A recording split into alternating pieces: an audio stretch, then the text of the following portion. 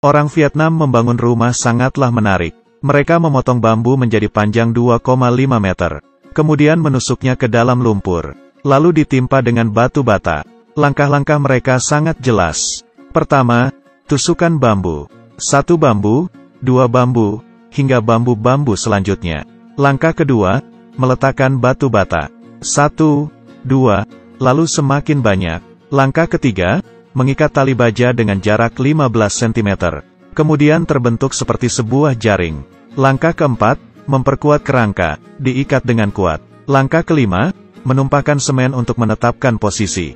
Keenam, seperti cara tradisional memasang batu bata dan semen.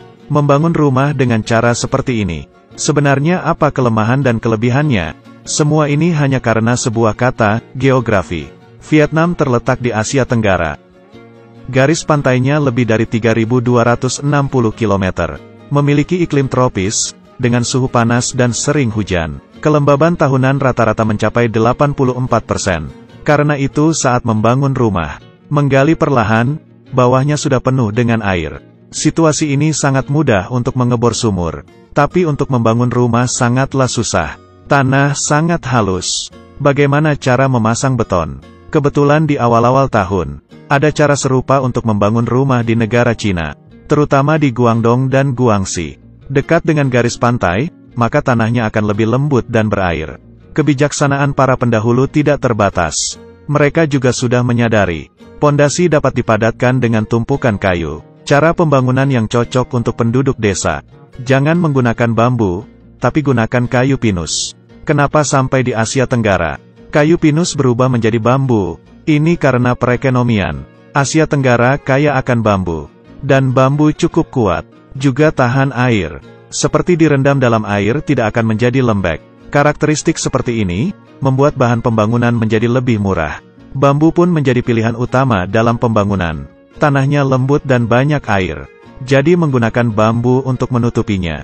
Rata-rata tiap meter persegi ruangan memerlukan 25 bambu. Kepadatan seperti itu, baru bisa memastikan tanah itu tidak bergerak. Setelah bambu menahan tanah, kemudian memerlukan pasir untuk meratakannya. Sampai di sini, sudah menyelesaikan langkah pertama membangun rumah. Tanah sudah dipadatkan, tapi air masih ada tersisa. Ditiup angin pun tidak akan kering, meskipun kalau kering, tidak dapat dihindari bahwa itu akan merembes dari arah lain. Menjadi seperti membangun rumah di atas air. Menaikkan pondasi untuk menutupi bagian air.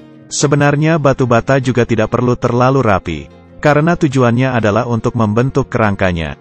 Tiap meter persegi cukup letakkan 9 batu bata. Dan ketinggiannya berpatok pada level air. Setelah langkah kedua selesai. Seperti cara tradisional membangun rumah. Tambahkan kerangka untuk menahannya. Kemudian saat meletakkan semen, merendam semua batu bata.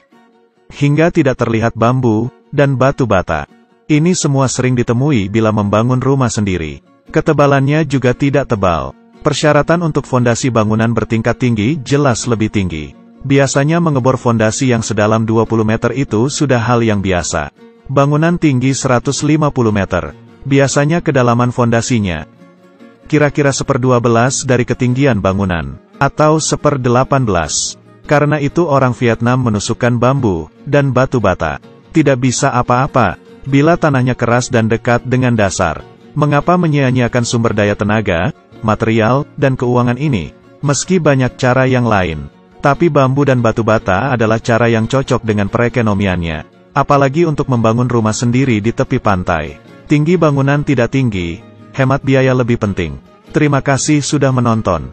Yang suka jangan lupa tekan tombol sukanya ya, ikut